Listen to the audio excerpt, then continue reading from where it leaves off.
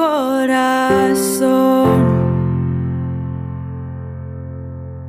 En mi débil ser, lávame en tu amor, con tu gracia ven, aunque no haya fuerza en mí, te alabo, aun cuando no tenga voz, te alabo, aun cuando no entienda el porqué, aún más fuerte cantaré tu alabanza, cantaré.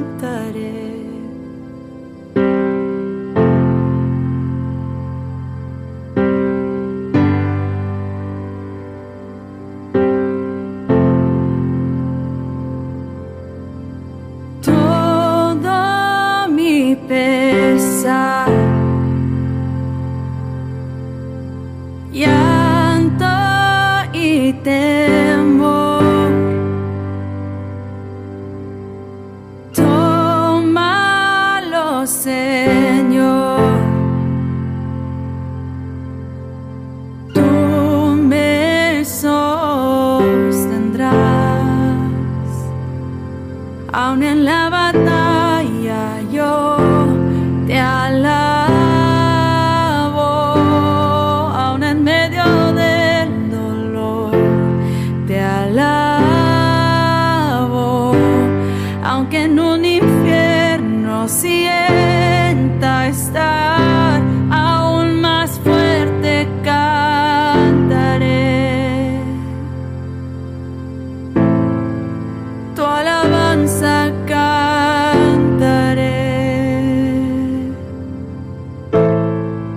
tu alabanza, cantaré tu alabanza, cantaré.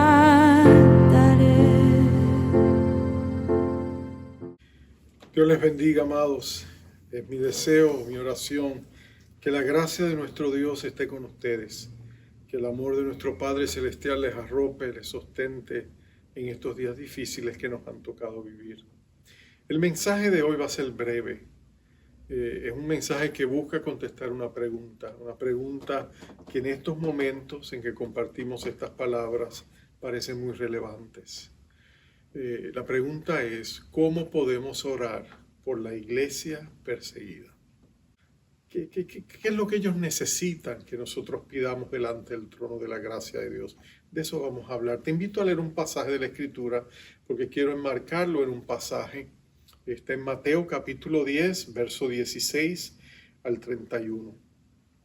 Es interesante que este pasaje es Jesús antes de enviar a los 12 apóstoles a predicar por toda la región, la comarca, donde ellos estaban en Galilea, los diferentes pueblos que estaban por allí.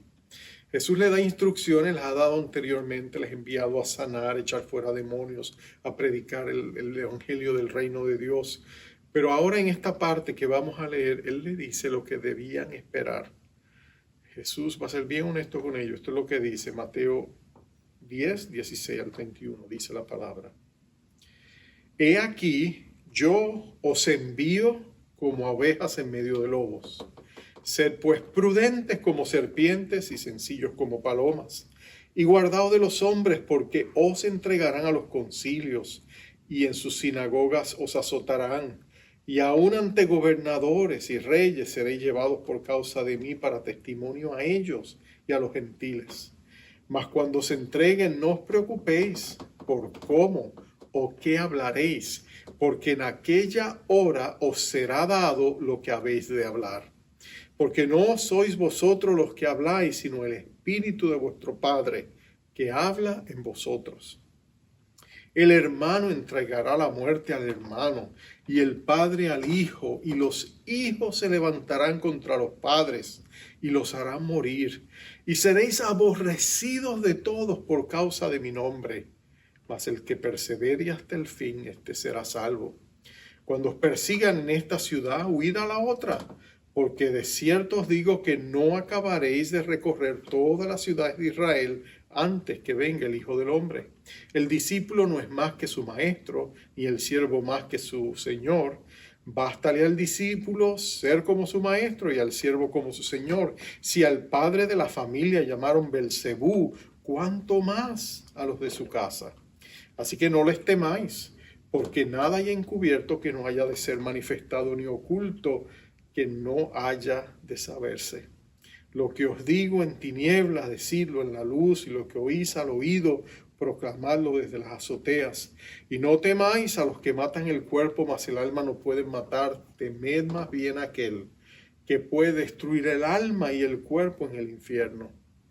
¿No se venden 2 pajarillos por un cuarto? Con todo, ni uno de ellos cae a tierra sin vuestro Padre, pues aún vuestros cabellos están todos contados. Así que no temáis, más valéis vosotros que muchos pajarillos. Vamos a orar. Padre, qué precioso es saber que tenemos a un Dios que nos ama con intensa plenitud, de tal manera que aun cuando enfrentamos la adversidad, o en el caso de estos discípulos y de hermanos nuestros alrededor del mundo, tercera parte del mundo, hay lugares donde la iglesia es perseguida. Oh Señor, ayúdanos a entender cómo orar, cómo poder interceder cuando estamos enfrentando, o nuestros amados hermanos están enfrentando persecución. En esos tiempos la oración es el recurso más grande. Y yo quiero pedirte que nos des sabiduría en el nombre precioso de Jesucristo. Amén. Amén. Amén. ¿Cómo podemos orar por hermanos que están siendo perseguidos? Jesucristo le dijo a sus discípulos con plena honestidad que ellos deberían esperar persecución. De hecho, es casi asombroso la honestidad palpable de nuestro Señor. Y lo digo porque cualquier entrenador de líderes modernos, especialmente aquellos que siguen las enseñanzas y los conceptos fundamentales del liderazgo, según se enseña en los modelos seculares, lo primero que te dirían es, bueno, tú tienes que ser bien positivo. Tú no puedes permitir que las personas que quieres reclutar para que sean líderes vayan a tener ningún concepto negativo del desafío que les espera. Preséntaselo de la mejor manera, véndeselo de la manera más positiva. Jesús no hace eso. Jesús muestra una completa y plena honestidad. Jesucristo le dice que no va a ser fácil. Les da un cuadro realista de lo que significaría ser cristianos en lugares donde habría alta oposición. De hecho, me recuerda casi al general Garibaldi cuando en el sitio de Roma en el 1849 él reunió a sus soldados y les dio estas palabras. Le dijo: soldados, todos nuestros esfuerzos contra fuerzas superiores han sido inútiles. No tengo nada que ofreceros más que hambre, sed, sufrimiento y muerte. Pero llamo a todos los que aman a su país que se me unan. Y se le unieron miles. En otras palabras, ellos aceptaron el desafío. Jesucristo le habla a discípulos que han visto grandes milagros. Aún hasta este momento, los 12 han estado con Jesús, han visto a Dios hacer grandes obras. Ahora finalmente Jesús los está enviando allá afuera en parejas para que ellos vayan y proclamen el Evangelio. Ellos tienen que haber estado entusiasmados. Finalmente vamos a poner en práctica lo que el Señor nos está enseñando. Encima de eso le ha dado poder y autoridad en su nombre para echar fuera demonios, para sanar enfermedades, para predicar con la unción del cielo. Ellos tendrían que haber estado emocionados. Pero a pesar de toda esa gran emoción y ese gran optimismo, Jesús les dice la verdad. Prepárense, van a enfrentar persecución. Y la persecución vendría de 3 fuentes. La primera vendría del Estado. Jesús le dice: serán llevados ante gobernadores y reyes por causa de mí, para testimonio a ellos y a los gentiles. El Estado sería la primera fuente de oposición y de persecución que la iglesia tendría que enfrentar. El Imperio Romano era un imperio que había sido edificado sobre una unidad que no podía ser disputada. Todo acto que se considerara de sedición, que fuera a traer división al imperio, los romanos eran implacables para destruir la rebeldía y la oposición. Y por eso cuando la iglesia empieza a emerger, calumnias, mentiras acerca de la iglesia empiezan a hacerse común. La gente en su ignorancia, porque no lo conocían, los oficiales romanos empiezan a perseguir la iglesia con falsas acusaciones. Lo primero que dicen de los creyentes era que eran caníbales, que ellos comían la sangre, comían la carne y bebían la sangre del Dios que les había salvado. Ellos eran caníbales, te imaginas, porque comían la Santa Cena. Ellos no lo entendían. Luego decían que eran ateos porque no adoraban a los dioses, adoraban solo a un Dios. Entonces ellos creían que eran ateos. Y segundo, imagínate esto, decía que los cristianos eran culpables de prácticas incestuosas porque se casaban entre hermanos. El hermano se casaba con la hermana, decían ellos, y no entendía que en Cristo todos somos hermanos y hermanas y nos casamos con creyentes que son nuestras hermanas en Cristo. Bueno, esos rumores empezaron a pasarse y por eso, entre otras razones, el Imperio Romano comenzó a perseguir a los cristianos. No solamente eso, los cristianos predicaban libertad. Predicaban que en Cristo encontrábamos redención y libertad. Y acuérdate que el Imperio Romano tenía 60 millones de esclavos. Un mensaje de libertad al imperio le parecía una gran amenaza a sus intereses económicos. ¿Cómo iba el imperio a dejar libres a 60 millones de esclavos? Eso jamás sucedería, decían ellos. Pero en realidad los cristianos no estaban directamente levantando un movimiento en contra de la esclavitud en ese tiempo. La posición de los cristianos es mejor ilustrada por lo que decía uno de los grandes padres de la iglesia llamado Lactancio. Él dijo, de los esclavos son hermanos en el espíritu y consiervos en la fe. Y se animaba a los que tenían esclavos que los trataran, si eran cristianos, como hermanos en Cristo, como empleados en nuestro contexto secular moderno, más que como esclavos, ¿no es cierto? Pero la segunda fuente de ataque contra la iglesia, contra los cristianos genuinos, vendría de las entidades religiosas, entre ellas muchas veces la misma iglesia. Jesús le dice que ellos serían azotados en las sinagogas. El judaísmo le daría la espalda y los perseguiría también. Él también habló de concilios. Muchas veces en la historia de la iglesia hemos visto que algunas de las más cruentas persecuciones se han levantado de movimientos religiosos, supuestamente cristianos a veces, pero que en esos momentos no actuaron como tal. Los judíos lo entendían. Pero la tercera fuente, y quizás la más inesperada, en cierta medida, dijo Jesús, sería la propia familia. El tercer contexto donde veríamos la persecución sería en la familia, padres contra hijos, hijos contra padres, a hermanos contra hermanos, porque ellos no aceptarían la conversión o el que llegáramos a ser discípulos de Jesucristo. Y vemos esto en el mismo judaísmo, en el islamismo, en muchas religiones, el mismo budismo, donde cuando una persona se convierte a Cristo, toda la familia de la espalda los desheredan, a veces los persiguen y en algunos casos los matan. Jesús dijo a estos 12 discípulos, yo les estoy lanzando a ustedes como ovejas a enfrentar rebaños de lobos, por lo tanto tienen que ser prudentes, pero también tienen que ser en cierta medida cuidadosos. Tienen que tener la prudencia de la serpiente, pero la sencillez o la humildad de las palomas. Pero la pregunta entonces es, cuando nuestros hermanos en Cristo están enfrentando persecución, ¿cómo los ayudamos? La pregunta es cómo oramos. 5 maneras sencillas en que nosotros podemos orar por la iglesia perseguida. Primero, pidámosle al Señor que les dé valor, que les dé fortaleza. Jesucristo le dijo a ellos, no teman a los hombres, porque lo que el hombre puede hacer no se compara a lo que Dios puede hacer. Teman reverentemente a Dios, pero no teman a los hombres. Pero la gran necesidad es que nosotros tengamos valor.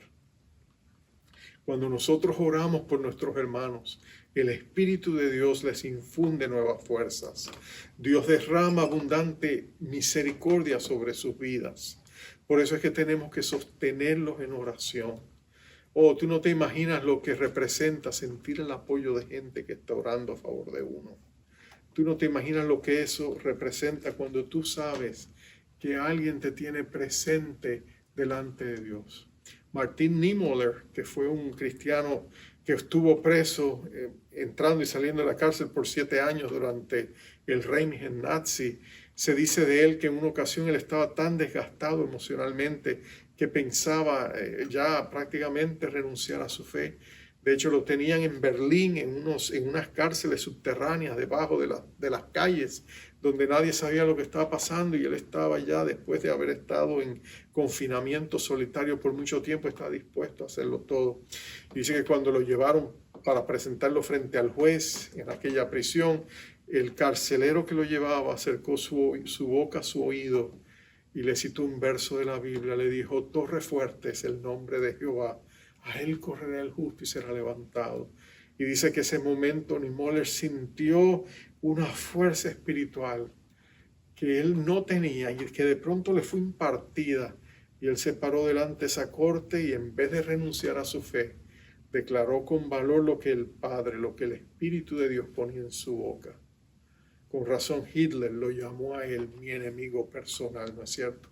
Oremos por valor. Segundo, oremos por gozo. Uno dice: ¿cómo es posible que pidamos gozo? Pero mira lo que Jesús dijo anteriormente en el Sermón del Monte. En una de las bienaventuranzas, él dijo: bienaventurados sois, Mateo 5, 11 y 12. Bienaventurados sois cuando por mi causa os vituperen y os persigan y digan toda clase de mal contra vosotros, mintiendo. Gozaos, alegraos, pues, porque vuestro galardón es grande en los cielos, porque así persiguieron a los profetas que fueron antes de vosotros. Jesús les dice: tengan gozo. El gozo del Señor es nuestra fortaleza en momentos de crisis. Estos hermanos necesitan el gozo irresistible del Señor, como Nehemías lo necesitó cuando dijo esas palabras. Oremos que Dios los llene de gozo, como Pedro y Juan, cuando después de ser azotados en el Sanedrín, ¿te acuerdas que ellos salieron regocijándose diciendo: Señor, nos consideraste dignos de sufrir por causa de tu nombre? Y estaban contentos. Tercero, pidamos que ellos sientan y perciban el gran amor que Dios les tiene, el amor del Padre. Jesucristo dijo en el verso 29, no se venden 2 pajarillos por un cuarto, con todo, ni uno de ellos cae a tierra sin vuestro Padre, pues aún vuestros cabellos están todos contados. Así que no temáis, más valéis vosotros que muchos pajarillos. O sea, mira el cuidado y la atención que Dios tiene por nosotros. Dios cuenta nuestros cabellos, aunque sean negros, grises, blancos o ausentes. El Señor los cuenta porque nos ama. Yo sé que mi mamá me quería mucho, a mí, a mis hermanos, pero nunca me contó los cabellos, ¿verdad que no? Dudo que haya mamá que lo haya hecho, pero mira la intensa plenitud del amor de Dios. Jesús dice que los pajarillos se vendían en el templo 2 pajarillos por un cuarto. Lucas va a decir en otra versión que a veces eran 5 pajarillos por 2 cuartos. Porque lo que sucedía es que si tú comprabas 4 te daban uno gratis, ¿no es cierto? Pero no te dice, ni uno de ellos cae a tierra sin vuestro Padre. Usualmente interpretamos ese verso como queriendo decir, ninguno se muere sin que Dios lo sepa. Pero en realidad, cuando tú ves en el idioma original la construcción gramatical, te das cuenta que él está hablando de un pajarillo que vuela y se posa de pronto en tierra. En otra aterriza y se posa. Él dice, hasta cuando ellos se posan en tierra, Dios lo sabe. Si Dios sabe eso, ¿cuánto más no sabrá Él lo que concierne a sus hijos perseguidos? Entonces, que Dios arrope a nuestros hermanos con el amor del Padre. 2 más rapidito. Segundo, que Dios les dé revelación. Que Dios les dé revelación. Nota que Jesús dijo, el Espíritu de vuestro Padre les daría a ellos lo que tenían que decir. Nota que ellos también, Jesús le dice, ellos necesitaban la sabiduría, que tenían que ser prudentes como serpientes. Ellos necesitaban que Dios le diera orientación, que Dios le diera sabiduría, percepción de lo que debían de hacer. Le dice, si los persiguen en un lugar y es tiempo de ir a la otra, háganlo. Se quedan, se mueven. ¿Dónde van? Cuando el Espíritu le dice y les dirige a cierto lugar, cuando se están congregando para orar, las instrucciones que Dios les dé, que ellos sientan esa revelación espiritual, que Dios los guíe en todas sus decisiones, que Dios ponga sus pensamientos en sus mentes para lo que tienen que hacer, que Dios les dé dirección, que Dios se les revele a ellos de manera sobrenatural por el poder de su Espíritu Santo. Finalmente, que Dios le dé salvación. Una de las cosas que los creyentes en lugares perseguidos, hermanos que he conocido, que han pasado persecución, conocí a un pastor vietnamita que tuve la oportunidad de relacionarme con él por un tiempo. Él me decía que él estuvo, en 7 ocasiones estuvo preso. Él y conocía a otros pastores que habían estado presos. Y ¿sabes lo más interesante? Ellos decían que ellos todos oraban por la salvación de sus carceleros. Que ellos oraban, pedían, Dios mío, tráelos al conocimiento de tu verdad. Ten misericordia de ellos. Perdona a los padres que no saben lo que hacen, como Jesús oró de la cruz, o como el mismo Esteban oró mientras lo apedreaban.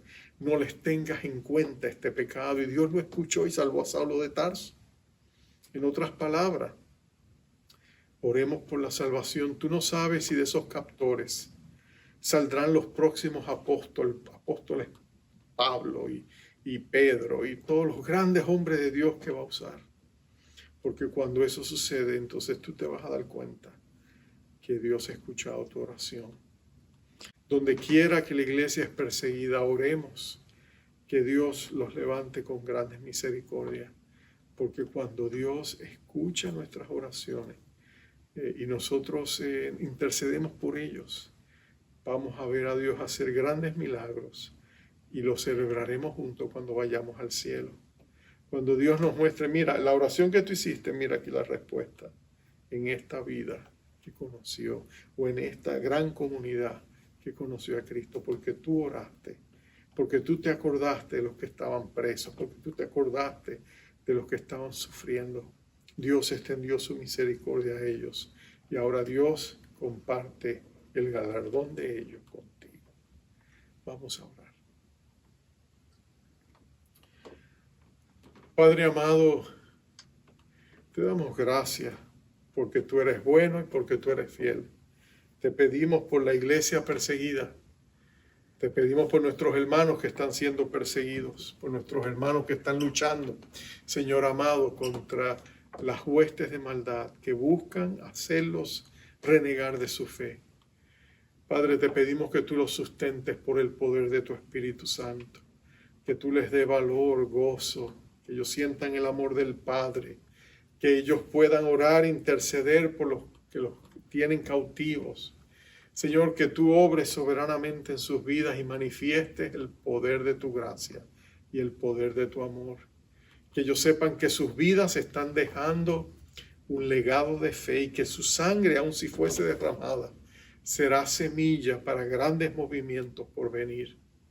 Lo único que te pedimos es que tú los guardes por el poder que hay en tu nombre y que tú les des dirección y guía en todo lo que tengan que hacer de aquí en adelante. Ten misericordia, Señor. Queremos pedirte, acuérdate y bendice a tu amada iglesia y ayúdanos y acuérdanos a orar por ella cuando más nos necesitan. En el nombre poderoso de nuestro Rey Jesucristo. Amén, Señor. Amén y amén. Vamos a orar. La gran bendición que Dios nos da en este día es la que dice: Jehová te bendiga y te guarde. Jehová haga resplandecer su rostro sobre ti y tenga de ti misericordia. Jehová alce sobre ti su rostro y ponga en ti paz. Bendiciones, amados. No hay monte tan grande